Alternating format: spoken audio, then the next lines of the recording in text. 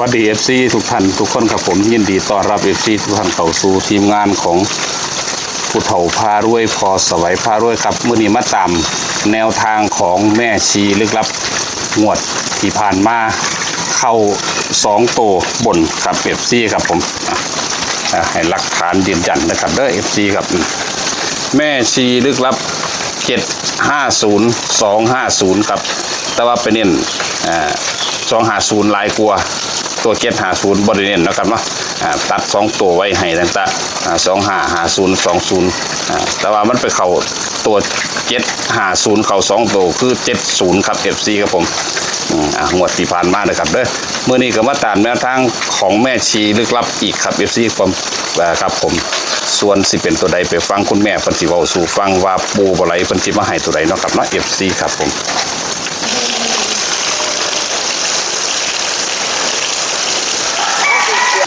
บักหำมันคือมาไวแค่หำโอ้ยันมันนั่นเหรอพ่อมาไว้ยืนสิครับผมข้าฝนตกว่าสั่นมันหนาฝนเนาะแต่เลยมาไว้นี่หน่อยยันมือสุดท้ายข้าฝนทำปฏิมาบ่ได้อีกมาเอาว่าจะต่องวดนี่ล่ะพ่อมันฝนตกเนาะครับผมฝนตกแห้งอยู่บ้านแห้งบ่ซ้ำกันนี่ล่ะพ่อมันบ่อยู่ไกลกันนี่อยู่ใกล้ๆกันนี่ได้พ่อนอนหลับฝันดีบ่หำฝันดีได้เหรอพ่อเจ้ครับผมโอ้ฝันดีอยู่เจ้ครับฝันดีอยู่ครับโอ้ดีนะหำเอาอีแลดมันไปใส่ล่ะจ้างว่าย่างไว้ใส่บุนี่ทั้งทีถาวตะเล็กอย่างเดียวคือไดบุไปห้องน้ำบ่ครับอีพ่องวดที่ผ่านมาอีพ่อคือฝันสั่นแท้ก็ได้สั่นแท้ก็ได้สั่นบัดนี้ก็ได้สั่นเลยหำ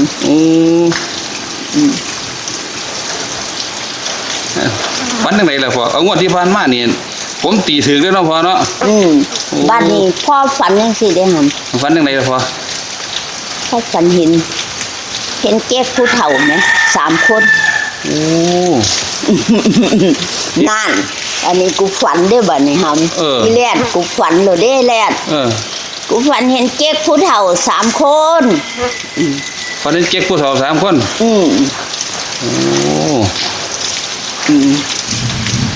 คนมาหยังล่ะพ่อเก๊กผู้เฒ่าแต่ยังว่าจักมันมาหยังมันละมากอดกูไหว้กูว่าเก๊กอีหยังนี่มากอดคนนี้น่ะว่าสั่นเก๊กมันยิงเด้เก๊กผู้เฒ่าไหมไม่ยิงหมดเลยบ่พ่อไม่ยิงก็ยังว่าเก๊กผู้เฒ่าจากบ่เก๊กผู้เฒ่าบักหำ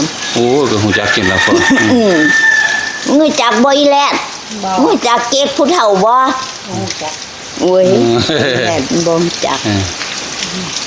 กเบิดเลยเก๊กผู้เฒ่าผู้หนุ่มพ่อเอ้ยมากอดพ่อบัดนี้แต่ว่าเป็นผู้หญิงกอดทั้ง3เลยบ่พ่อบ่กอดผู้เดียวเก๊กผู้หญิงมากอดผู้เดียวเพิ่นเว้าอีหยังล่ะครับพ่อวางสิโอ้ยนี่จากลูกสิมาอยู่น้ำนี่พ่อเด้อว่าซั่นไม่กอดนั่นเลยว่าซั่นว่าเฒ่าบ่สุคนแล้วเด้ล่ะเพราะว่าเก๊กอีหยังมากอดคนเพราะว่ามันกอดพ่อมันกอดผู้เดียวนึงแม่หำกูก็เลยว่าห่วยมากอดหยังเดียวนี่มากอดหยังพ่อมึงคือบ่ไปกอดอันอีแม่ซิเตียพุ่นกูว่าสิล่ะกอดผู้เฒ่านี่ละว่าซั่นเป็นหยังล่ะอีแลดเก๊กหยังแลดนั่นอีแลดมันบ่จักปัญหาพ่อแล้วได้บาดเก๊กหยังอีแลดจำได้ว่าอะไรไหมที่เก๊กหยังนั่นว่าเป็นเก๊กกอดเก้าเก๊กตัว3 9 เก๊ก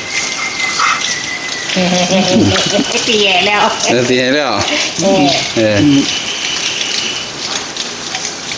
เก๊กมาก่อนดิเป็นบ่พอ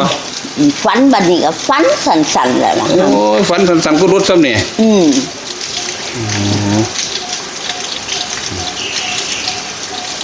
ฝันสั่นฝันนั่นแล้วเนาะแล้วก็บ่ถามบ่บอกเลยเก๊กก็ได้จักมาหยังมีธุระหยัง จักมาหยัง มากวาดเอาซื่อๆนี่ มากอดเอาซื่อนี่ โอ้ย เฮ้ยเก๊กเพิ่นเป็นเก๊กผู้เฒ่า เก๊กผู้เฒ่ามา3คนมากวาดเอาปูผู้หนึง เออ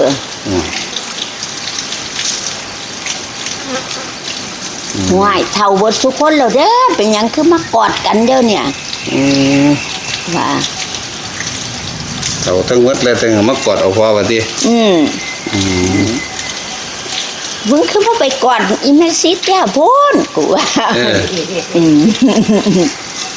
บ่ว่าซั่นกอดผู้เฒ่านี่ล่ะว่าซั่น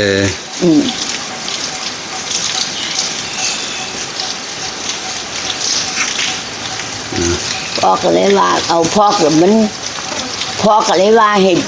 เอามึงกอดมันก็กอดมันบ่กอดใส่ได้หรอกหำมันกอดทั้งหลังพ่อแม่ โอ้มากวาดทั้งหลังทีเดียวนี่ อีเจ๊กนะ โอ้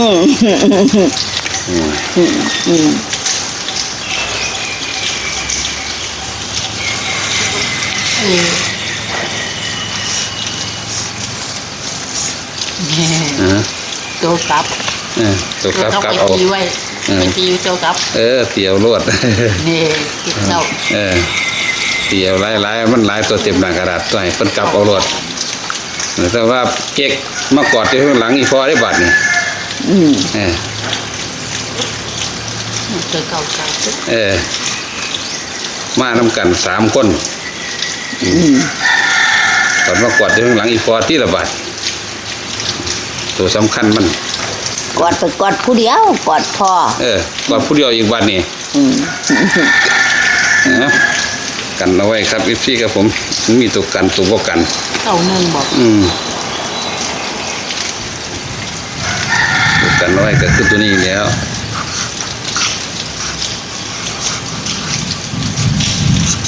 เนี่ยอันนี้บนมีรางเด้ แค่จะ391มาทำกัน3คนดิ 39ดูตู้นี่ บ่เอาซ้ำนี่ละ แล้วนี่ตีตัวที่ เนี่ยไปตีหลาย หลายตัว มีหลายตัวนี่ FC เพิ่นตีเอา ไว้ตีก็ได้โชคโลดแล้วบังห ได้แล้วบ่พอ ำเอ้ยตีก็ได้โชคแล้วมันกอดกูขับพดเนาะกอดเดี๋ยวบ่กอดใครกอดผู้เฒ่าแม่เอ้ยว่าเฒ่าน้ำกันเบิดทุกคนน่ะมากอดกันนี่หยังกูว่าก อดกันเฮียงว่าที่คนเฒ่าแล้วก็ได้ว่าที่พอ มึงบอกคือบ่ไปกอดอีเมซี่เตียพูนว่า เนี่ยมันมีดกอดอยู่ข้างล่างคือเทิงๆพอกอดอยู่ข้างล่างบ่ให้กอดอยู่เทิงเฮือน ไหวกอดอยู่เทิงพุ่นแล้วบังหำ โอ้กอดเทิงเฮือนพุ่นน่ะกอดอยู่กุดกูนล่ะเนาะ โอ้ติ ก็ได้เนาะ ขึ้นไปกอดทั้งกุดเลยน่ะตัวขึ้นไปกอดทั้งกุดเลยเด้อครับFCครับผม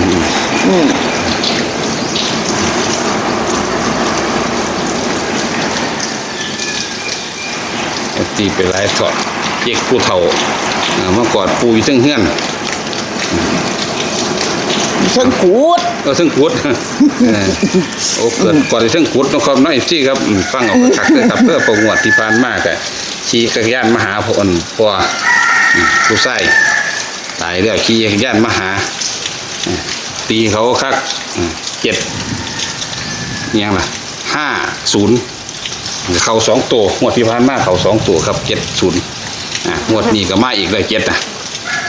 จักสิเป็น7ยังล่ะ FC เตี๋ยวเด้อ FC ครับผมเป็นแนวทางครับมาหาคุณแม่เพิ่นก็ เจ๊กกับเจ๊กผู้เฒ่าล่ะบักหำเอ้ยบอกเขา เจ๊กผู้เฒ่านะครับเนาะเจ๊กนี่ก็สิเป็นหยังเจ๊กก็สิเก็ดทนตัวเนาะเจ๊กแหมผู้เฒ่าก็สิเก้าคนตัว เก็ดเก้าเก็ดทนตัวที่มีอย่างแต่ว่ามาน้ำกัน3 คนบนนี้งวดเนี่ยอาจจะมา3 ตัวครับพี่ครับเป็นไปได้นะครับเนาะอาจจะมาด้วยกัน3 ตัวครับ FC ครับ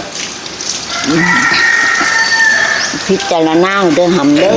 พิจารณา แม่นบ่พ่ออันนี้พ่อเบิ่งให้ลูกเนี่ย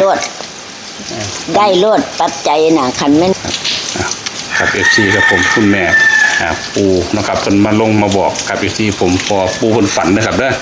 เป็นความฝันของปู่นะครับว่างวดที่แล้วปู่กับฝันว่ามีผู้ชายขี่รถจักรยานมาหาแต่ผู้ชายตายก็ได้ตีเป็น750งวดนี้ปู่เพิ่นฝันว่าเจ๊กผู้หญิงมา3 คนครับอยู่ที่ผมมากอดกันมากอดปู่กอดประกอดทั้งหลังมาสั่นกอดที่ทั้งกุฏิได้ครับเด้อบ่ได้กอดคือใส่อาจจะเป็นเลขบนคืองวดที่แล้วก็เป็นเลขบนคือกันนะครับ70ส่วนหลายอยู่นี่ของแม่ชีลึกลับของเพิ่นนี่สิเป็นบนนะครับนานๆสิลงลางเทียนึงแต่ว่าเฮาก็หมู่จักเพราะว่ากอดผู้นึงพอไว้ก็เลยว่ามีเก่านึงอาจจะเป็นบนทั้งล่างครับมี719197ครับFC ผมโตกันเอาไว้ถ้าตัวเน้นๆก็คือ793ครับ FC ครับผมโตกมาลำด้วยเป็นเศรษฐีมหาเศรษฐีนะครับเด้อ FC ผมคำว่าเศรษฐียกเป็นของ FC ทุกท่านทุกคนนะขอจบคลิปไว้เพียงเท่านี้ครับพ่อกับแม่ในคลิปหน้าขอกล่าวคำว่าสวัสดีครับสาธุ